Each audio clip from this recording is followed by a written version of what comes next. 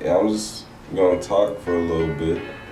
Hopefully, y'all listen. My opinion I've heard is very strong because I don't like to believe in other people's opinions.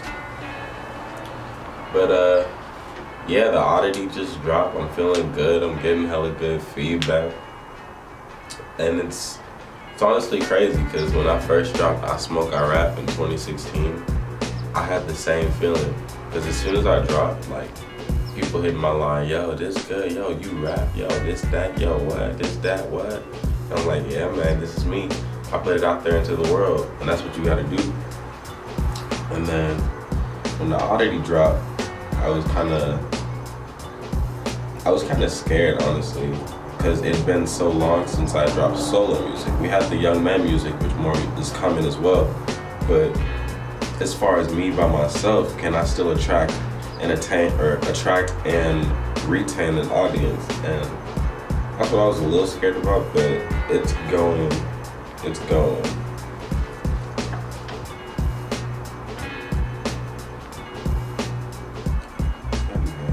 It kind of the oddity uh, is honestly like a picture of me since a young lad. No dad, wasn't that was fake. I had a dad, but if you're hearing like odd child, what had happened, it's very blunt. It's like in the first three bars, but uh, that affected me and my brother at a young age, and we were just caught off guard by it because we never knew what was really going on. And he was still in the picture my whole life, so that was good. Because most people can't say that after their bang dips, that they're still in their life. But nah, I was blessed to still have him. Uh, I talk about a lot of insecurities, like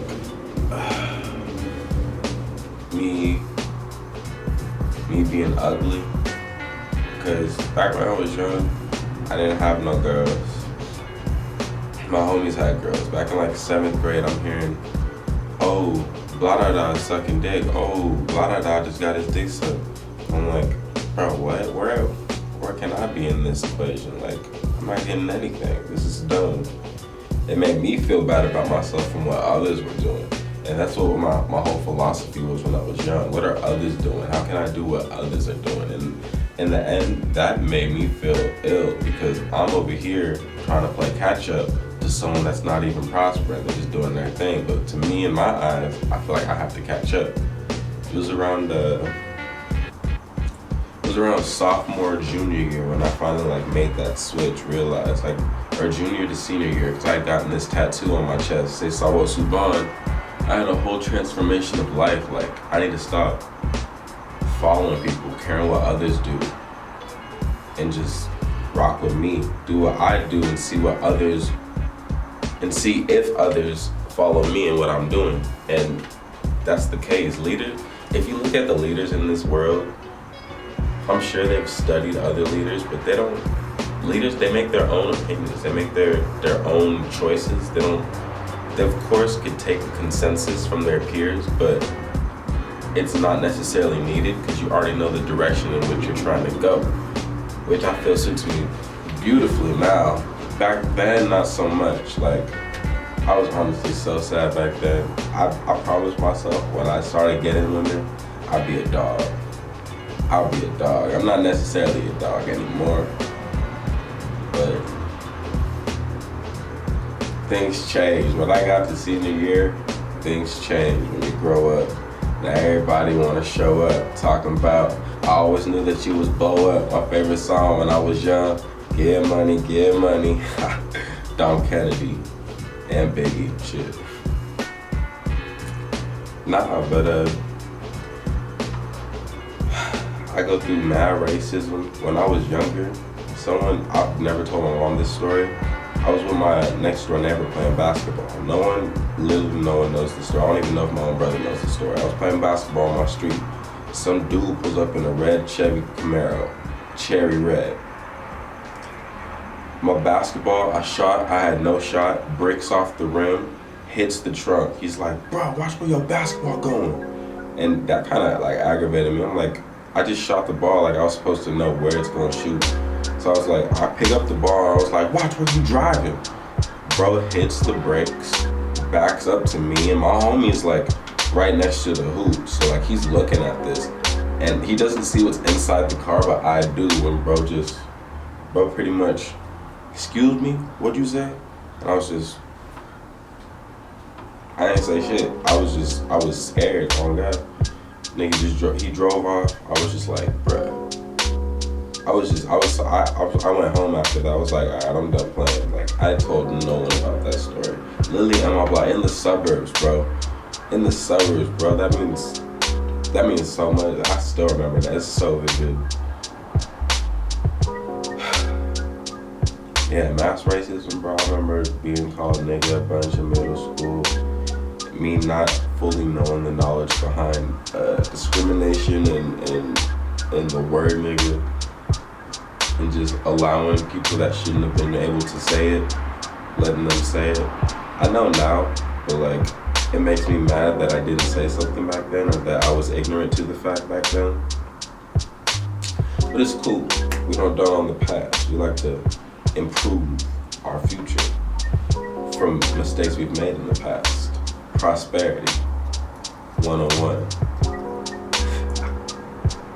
I feel like people come to me like I'm an open book because I really don't be snitching. The only way I would say something on something you wanted me to keep secret is if we're in a room with people that already know the secret. That's literally the only time I'd say something about it.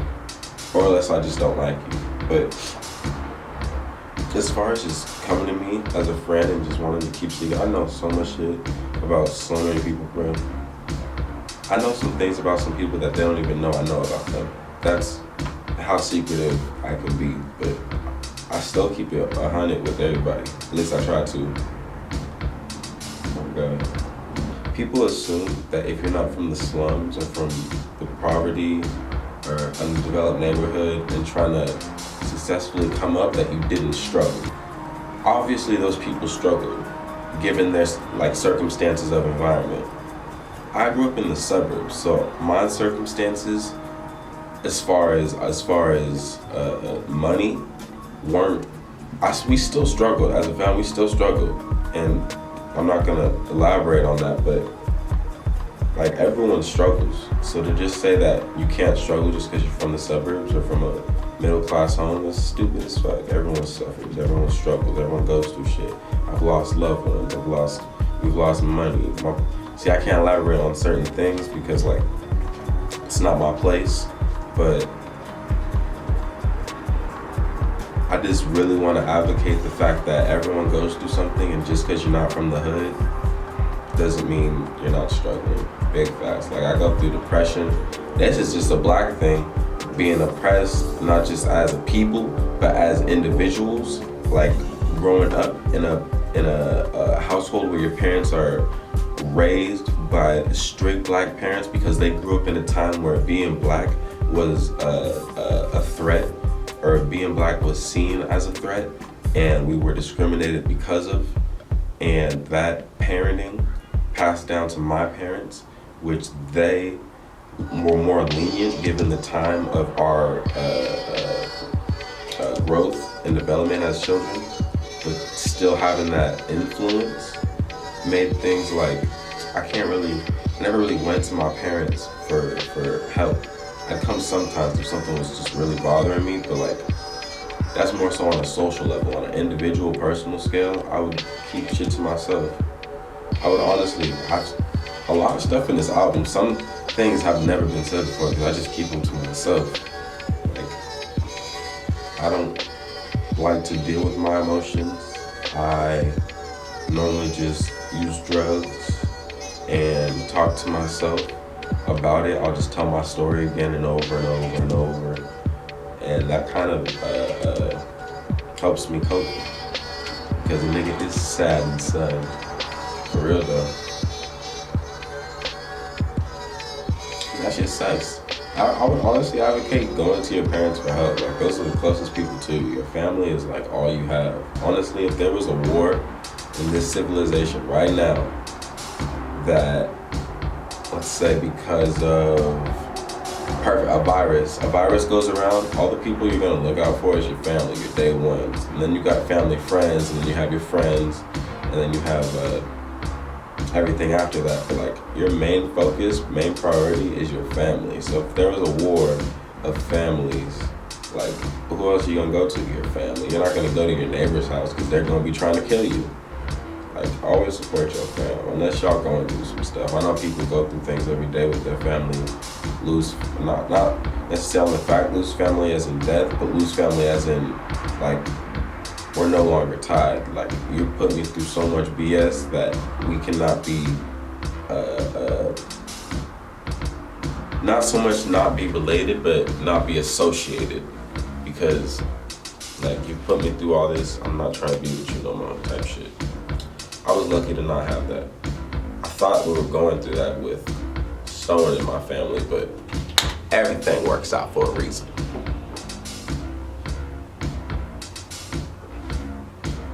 And I just wanna spread peace, spread love, spread equality. My number one goal, my number one fantasy goal, because I know it'll never be true, is to live in a utopia where we've created a pill. This is just me, because I still like to eat food, don't get me wrong, but we create a pill that allows us to have all the nutrients we need per day and mainly focus on growing as a society, it's more so like the Jetsons, having like, so the Jetsons or Jeffersons, I'm tripping. You know what I mean, the Jetsons, everything's futuristic, floating cars, this, that, in the utopia, no violence. We've gotten rid of all of our bombs, not all of our weapons, because mainly guns, because we could still have weapons to defend from dumb people, but like mainly all the guns are gone, so there's no more like shootings and stuff. We have a mass advanced knowledge. We've unlocked all of our brain intellect, so we're damn near at a point where we know shit without having to look it up. Our bodies become superior, like in Avatar. We can jump real high. We could run really far distances without getting tired. Something like.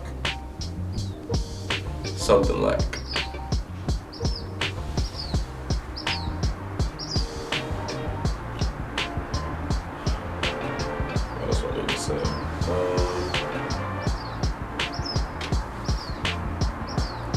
Closing statements. I